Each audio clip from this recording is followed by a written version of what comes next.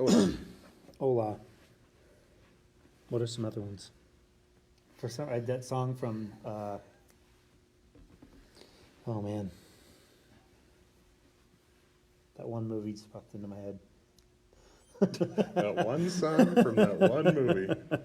So Long, Farewell, and I know Oh. that none of those are hello or hola or, Yeah, so The Sound of Music, I think. Is That's it. That one movie. that's it. That's that movie. Have you? I'm sure you've seen that movie. I have seen that movie. Are you a fan of that movie? You know, as far as musicals go, sure. I Okay. I like Julie Andrews. I like Mary Poppins was one of my favorite like old Disney films. So like I thought her and Dick Van Dyke. Dick Van Dyke were like spectacular in that movie, but I thought they played their parts very well. Mm-hmm. Is there a musical? So you said as far as musicals go, is there a musical that you like? Like, is that kind of not really your typical movie genre? Not really my genre. Yeah, it's not big on my list. Did you see what was the one about the circus? Yeah, Whatever that was. Whatever the that was one called. about the circus. The one Yeah. about the circus. I can't even remember the name of it, but yes. It was so moving that you cannot even remember the name of it. It was. I thought there was a nice message in there, and some of the songs were fun, but it doesn't. So musicals are not really They just don't grab me. Like, it's the musical genre of music even just doesn't like. And yeah. Okay, that has nothing to do with what we're going to talk about today. But we are going to do this Q&A in musical form. So Yeah. we're going to break out in song any moment, and you can't stop us. I was just going to say we've already lost half of our viewers with that brilliant introduction. So making it happen. Hey, welcome. This is the Tuesday Q&A at WestWay Christian Church. We do this each week at 11:15. So one thing that I've neglected to do over the past few Sundays is say anything about the Q&A. So I will I know there's been a slide, but I'll make sure that I say something about it. Because this works much better. Then we don't talk about musicals. This works much better if you ask questions about things that you heard on Sunday. So I've resolved to do a better job on Sunday of bringing up the Tuesday Q&A. So anyway, all that so this is what we do. On Sunday we are continuing our series called The Wife of Christ, speaking about the church at Ephesus, and we are a whopping 2 chapters into, not quite full 2 chapters into the book of Ephesians. And this week we talked about Paul's prayer, like the heading in my Bible says, Paul's prayer for spiritual wisdom. I think that was in the original manuscripts too. Probably. So Paul had just talked about all of these spiritual blessings that are available to believers, and then essentially he says, and if you really want to take advantage of all of those, like I'm praying that you will, like you have all these things, and I'm praying that you will know what to do with them. Is really how I would kind of interpret that. I don't know that I said anything like that on Sunday. But that's really how I would interpret what Paul is doing here, is he's telling them what they have access to, and then he's saying, I really hope and I really pray that you'll know like what these things mean for you, because you can't know what these things are about unless and until God gives you really 3 things to help you understand how to use those things. And the kind of the framework that I set that up with was the phrase realize, know, and accept.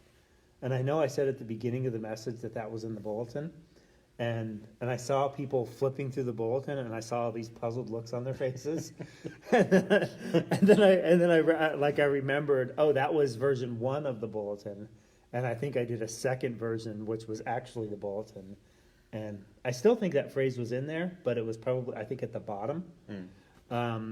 So I didn't put it at the top. So that just goes to show you. So now Shane's going to look. So anyway, we kind of framed it up with that phrase, realize, know, and accept, and we walked through that process as kind of the learning process. And realize, I sort of defined that as like that's when someone initially becomes aware of something. So I realize something, and then I know, I sort of intellectually assent to it. And then I accept is when I actually do something with it.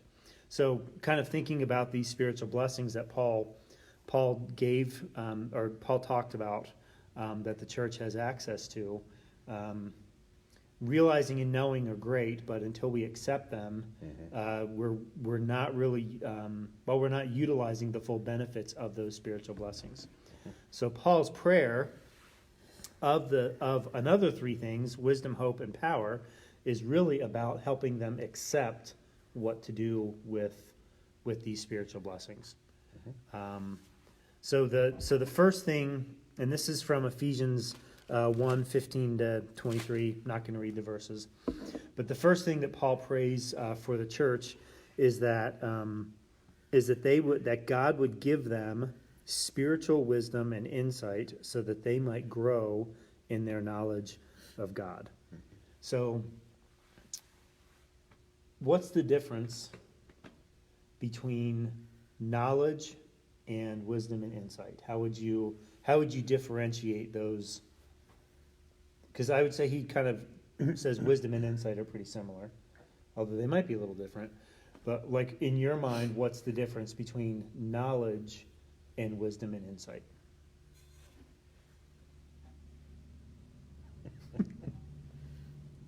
I'm not sure. They all kind of run together for me in my brain, I guess. They're synonymous. So why would he pray? Why would he pray that they would add wisdom and insight to knowledge? Good question, John. I don't have a good answer. Well, I would say that wisdom and insight is the application of the knowledge, is knowing what to do with the knowledge. And yeah, they are very closely linked, but I know that I know a lot of people who stop at the knowledge piece. I know that a lot of people because I know that I frequently stop at the knowledge piece on things. And what I don't do is do anything with that knowledge. So on Sunday, I had a golf club up front, and I know everything about how to properly do all of the right things. Like theoretically, if I were to do all of the right things at all of the right times, theoretically, I could hit the golf ball really far. The problem is that wisdom or that knowledge doesn't translate over to like everything else that's going on in my head and my body in that time. So the differentiation for me between knowledge and then wisdom and insight is knowing what to do with that knowledge. With the knowledge. Yeah. So what does spiritual wisdom and insight look like to you? Like how do you know that you've moved past simple knowledge of something and into application of it? I guess the wisdom part for me, I'm always transported back to Proverbs. And like whenever I hear that word wisdom, I'm always transported back to that. And that thought that wisdom or the fear of God is the beginning of wisdom. Okay. And so I guess for me that movement toward wisdom is moving to seeking God in that matter, seeking God in fearing God, which is having that reverence for him and realizing that, yeah, he is powerful, he is all-knowing, he is the creator. And so, yeah, seeking him in those things is, for me, that wisdom, or what takes me back to that point. Okay. So the second thing that Paul prayed about was he prayed that their hearts would be flooded with light, so they could understand the confident hope he has given to those he called his holy people, who are his rich and glorious inheritance.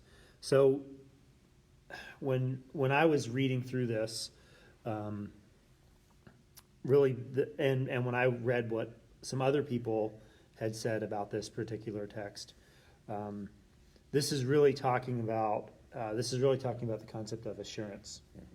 So praying that they would understand just what exactly they have. Like, so if the Holy Spirit is a deposit or a guarantee or a down payment of some sort of future reality, and this all comes from the beginning of Ephesians chapter 1.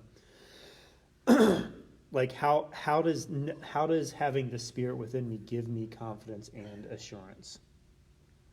And what I shared on Sunday was just, I'm sure that you have talked to people in your years of ministry where people question their salvation. I don't know this. I'm sure you have wondered at times. I know that I have wrestled with that assurance piece at different times in my life. So what are some ways that you have experienced this kind of hope that Paul is praying for the Ephesian church? Like when you think about assurance, what are some ways that you kind of experience that assurance piece? And hopefully you're not going to say, "Oh man, every day I wake up and I just wonder." How do you experience assurance? Like, what does that look like for you? For me, it's just faith. It's a belief, like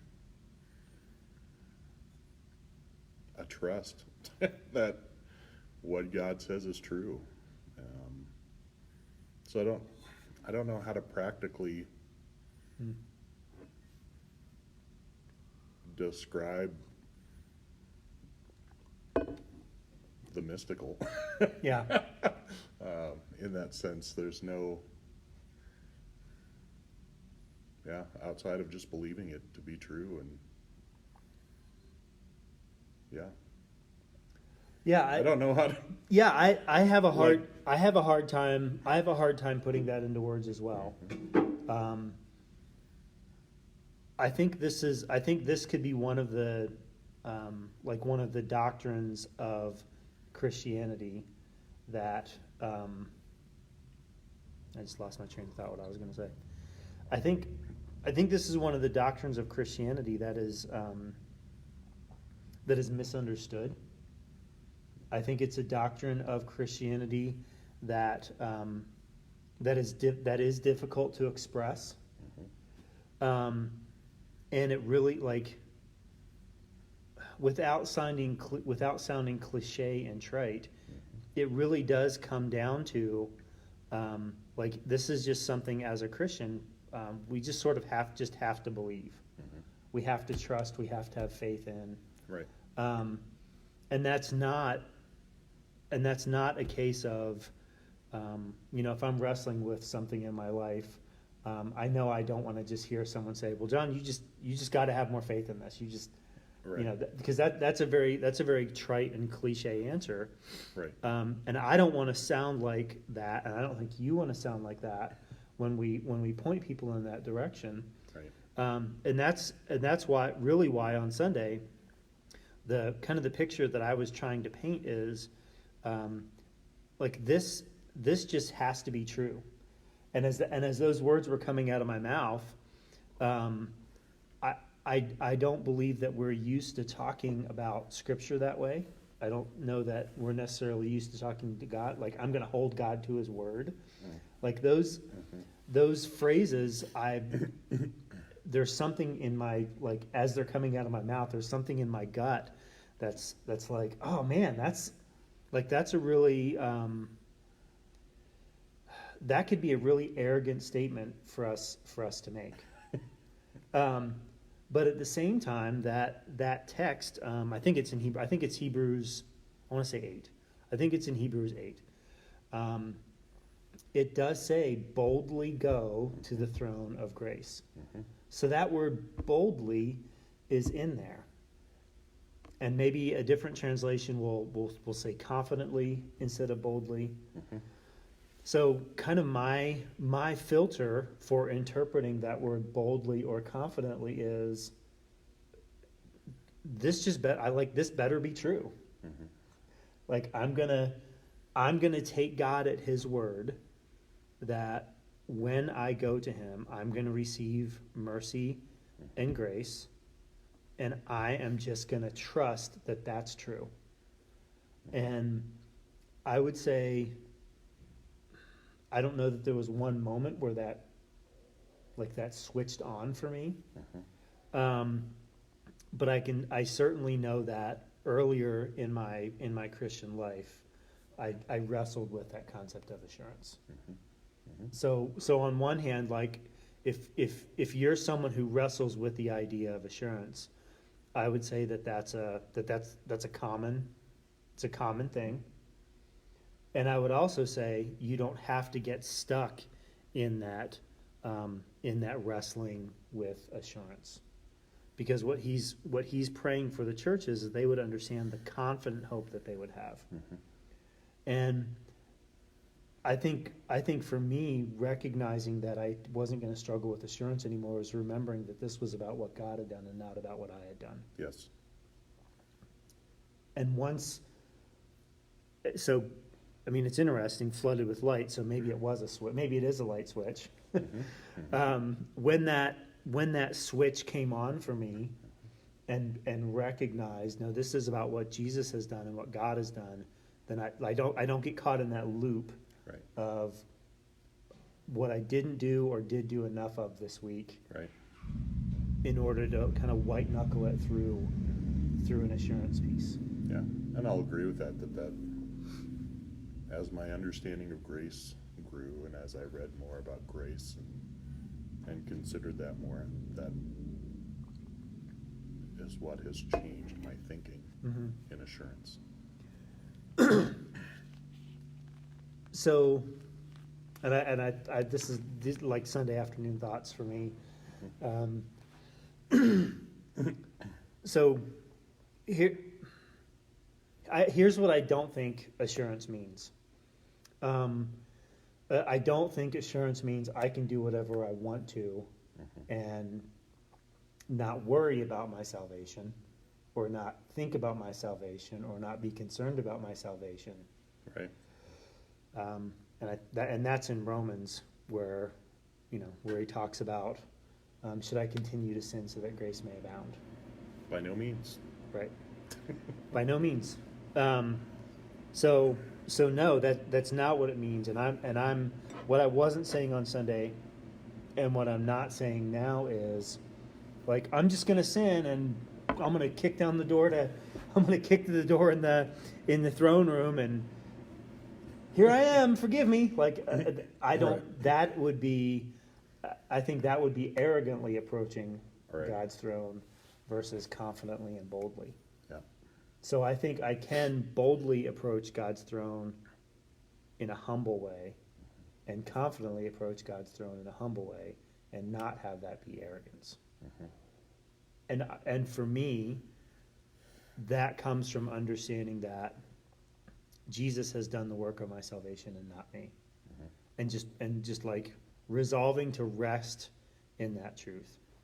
Because when I would get wonky about assurance, like that's no way to live. Right.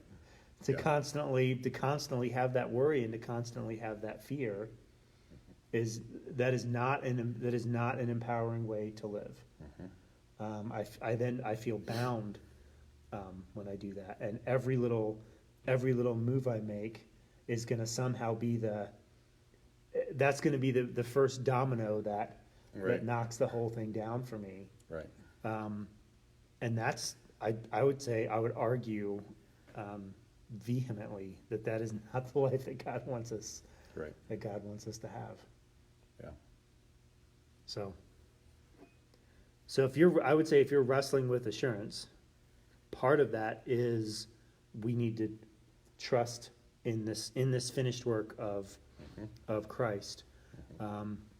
We had a picture up on the screen of a resource that I've been going through this year called Assured by author Greg Gilbert. If you're someone that wrestles with assurance, I think that's a great resource. And I would recommend that resource to you, to just pick that book up and read through it. And I'm a slow reader on a lot of things, and about halfway through, it's taken me probably 4 months to get through to the point I'm at right now.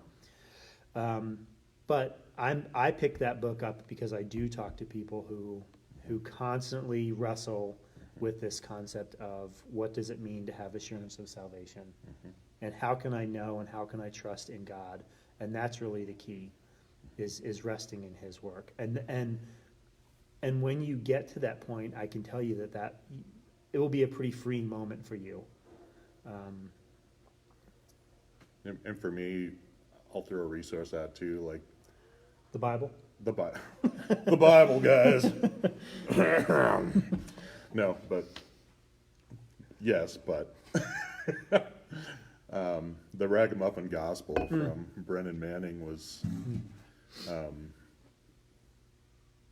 kind of about the assurance piece, but it was one that really helped, like, transform my thinking about grace. And I think that's all about kind of where you're at in life too, and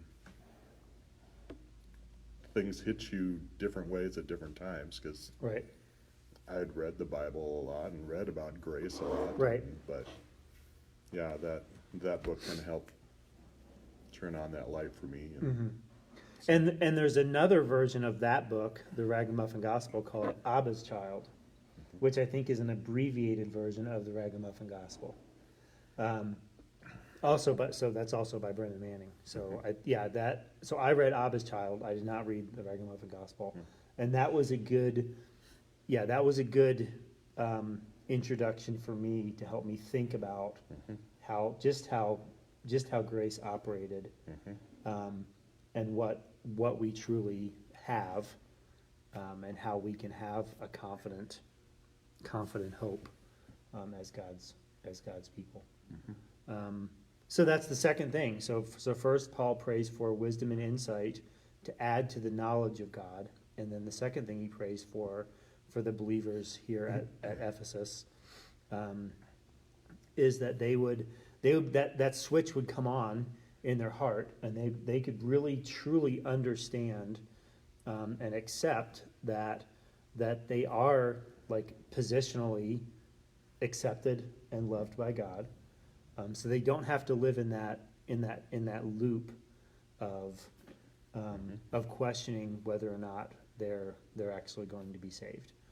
And I think one of the things, if we're wondering that, not only are we wondering all the things that we have to do or not do, but then that completely skews my motivation. And I know we've talked about this several times. God is completely interested in our motivation for things. He's not just interested in us doing the right thing, but He's completely interested in our motivation. And then the third thing that Paul prayed for, this is verse 19. I also pray that you will understand the incredible greatness of God's power for us who believe in Him. And then he kind of details out what that power looks like, power that raises Jesus from the dead. What are some ways that you have experienced the greatness of God's power in your own life? I'd say mostly the way I've seen that physically is through prayer and answered prayer. And just sometimes it's been really quick and sometimes it's been really slow, but yeah, just answered prayer. Yeah, and I would add to that. I would add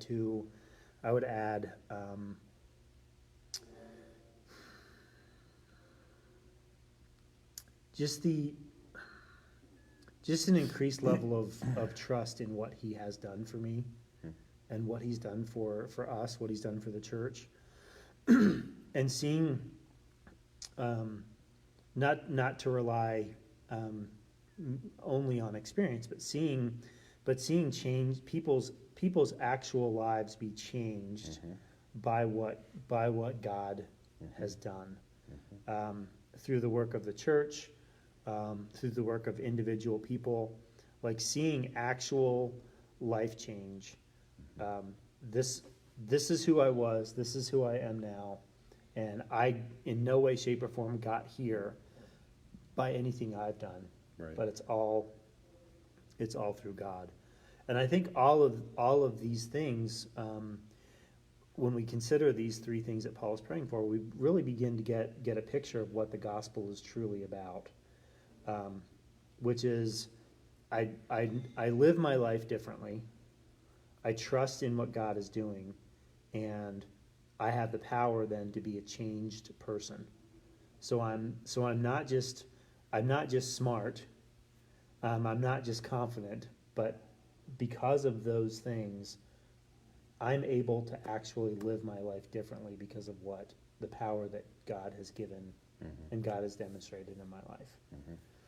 And I think in each one of those three spots, we can get stuck. We can get stuck at the knowledge piece, and all of our head knowledge. We can be great. We can be great at Bible sword drills. We can be great at knowing all of the verses, but it doesn't impact my life. And the reality of it is we as Christians, we've all been around people who have a very high knowledge base, and the reality of it is their lives don't seem to be impacted by anything they know. I think we can get stuck in that assurance piece that we just spent quite a bit of time on. We can get stuck in that assurance piece of, I get what God has done for me, but I feel like I need to do something in order to stay in good graces. And just like one little slip up and I'm out. So I think we can get stuck there, and I think we can get stuck in this third piece of not asking for God's power and not trusting in God's power to actually do the thing that He says He'll do for us and has done for us. And all of that is about us going out and doing something else. And we're going to talk more about this at the end of the message on Sunday. But in verse 23, he says, and God has put all things under the authority of Christ and has made him head over all things for the benefit of the church. And the church is his body. It is made full and complete by Christ, who fills all things everywhere with himself. So once we have this wisdom and insight, once we have this assurance, and once we have this power, then we are, I'm not going to say we become, I'm not going to say we essentially, I'm going to confidently live in this truth that Paul's saying, then we are Christ's body when we go out. That's our role, that's our function, that's our purpose. So Christ changes lives. God changes lives through Jesus, and Jesus utilizes us in partnership with him to go out and change the lives of other people. And so anytime there's a breakdown in that process, the breakdown is not at the God level or the Jesus level. Right. The breakdown is always at our level when we don't add wisdom and insight, when we don't live in assurance and when we don't demonstrate the power of a changed life, I would say. So for us to have those three things figured out, not like it's a math problem, but for us to just walk confidently in those three things, that when we don't do that, that's the breakdown. Because people look at us and they don't see a changed life. So why would they be a part of it? So those would be some further thoughts in my mind. And I like, I don't know that I've done a good job of reminding us about this over the past couple weeks, but these, whenever we see you in Ephesians, it's helpful to remember that he is talking to a body of believers. That's a plural you. And what that doesn't mean is when I read this, I don't have to then do something like personally with it. Right. But what it does mean is Paul has written this letter to the church itself. So this letter is written to the body. And it's not, hey, you, John, you, Shane, do, or in addition to you, John, and you, Shane, do this. Right. It's, as the church, this is what you do. And it's an absolute call to us being unified as a body. So it's all of our roles is to experience this level of transformation. Yes. Okay, I did a lot of talking today. He usually does when I'm on. That could be true. Is there anything you'd like to add? No, I don't think so. Okay, cool. Well, we like getting to do this. Well, at least one of us likes getting to do this. Shane loves getting to do this. We have a few things we just want to let you know about that are coming up over the next, about the next month, actually. One of those is this Sunday. There's a missions team train from like noon to 2:30. My guess is it's going to be in 107. So if you're a part of the missions team, if you'd like to be a part of the missions team, we're going to be talking about some additional things that came out of our Activate conference back in March this year. Kind of some steps forward in being more involved and more engaged, not only in missions, but being more involved and more engaged in the missionaries' lives that we support here as a church body. So that's coming up. And then on October 6th, we have a couple different things. We have 2 new Sunday school classes that we're starting. One is on finances. One is on marriage. And we would just invite you into those conversations about finances. Very, very practical things. Right. We're going to cover this here in a couple months, but Ephesians 4 talks about equipping the body. And we have a lot of people who are married here at WestWay Christian Church, and every single person deals with money. So these are two very practical conversations that we can enter into to help us deal with things that really matter in our lives. And then the second thing on October 6th is Next Step Sunday. We have a lot of people here at WestWay Christian Church who are new to our body. I just had a conversation with someone on Sunday who said, "How do I get involved to serve?" Like, the church I used to be at, I was very involved. I was very engaged in serving, and that's something that I haven't done here. I haven't figured out what that way is to connect. And we have lots of different ways to serve, and that is just one of the things that we talk about at Next Steps is how to make that connection of serving. We also talk about baptism, talk about what it means to be a Christian, what it means to be saved. Talk about membership, talk about lots of different things. So we do that because we know we have people who are new, and we want them to get involved and engaged. And Next Steps is really the next step. Good entry point. Yeah, it's a good entry point.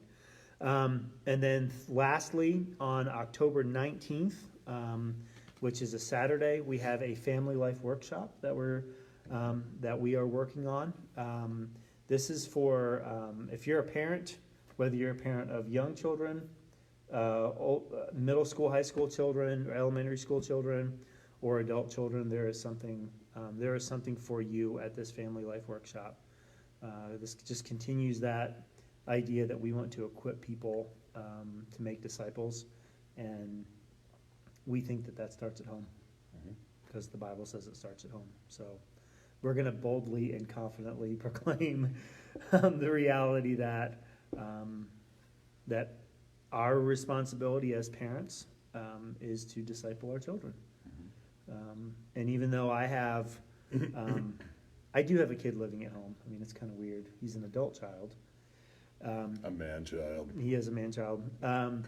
Even though I don't have little children growing up in my house, I still have a responsibility as a parent of older children. And now, not just one, not just two, not just three, but 4 grandchildren. I have the responsibility of making disciples of each one of those people. And that looks different for me as a parent of adult children than it did, like kind of where you guys are at in your phase of life. So we sassy teenagers. Yeah, I hated that phase. So I got out of student ministry, dealing with other people's kids. So we want to talk about what it looks like to be parents and families that are passing on the faith. So what we don't want is for someone to hear, "Oh, my kids are grown. That's not for me." You couldn't be more wrong. It is for you, and we want you to come and participate in that conversation with us. And that's on Saturday, October 19th. I'll put a link in these show notes so you know where to sign up for that.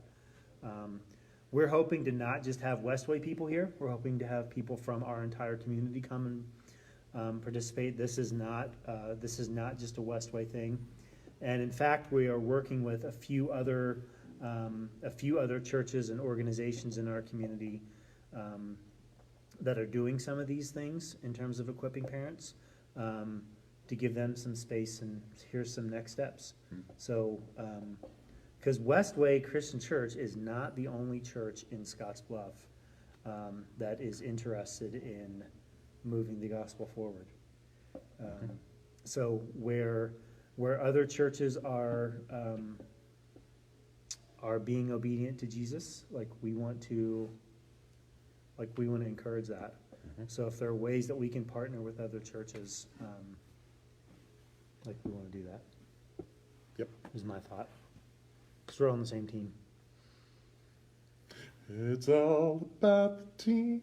So I was slipping into musical mode. Yeah, was that High School Musical? No. I think that would have been. I never did see that one. No, I didn't either. I think that would have been "We're All in This Together." No, I didn't. I have not seen High School Musical, but I think that's the song, right? "We're all in this together." I have no idea, man.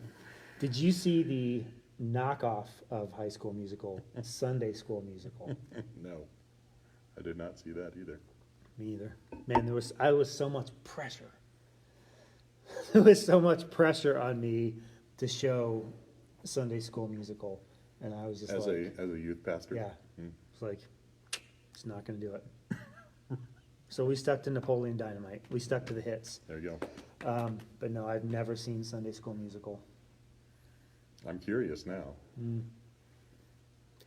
Was it a spoof or just a knockoff? I think it was, it was the Christian version. Oh, okay, yeah. So, in fact, I get all disappointed. Oh. Yeah.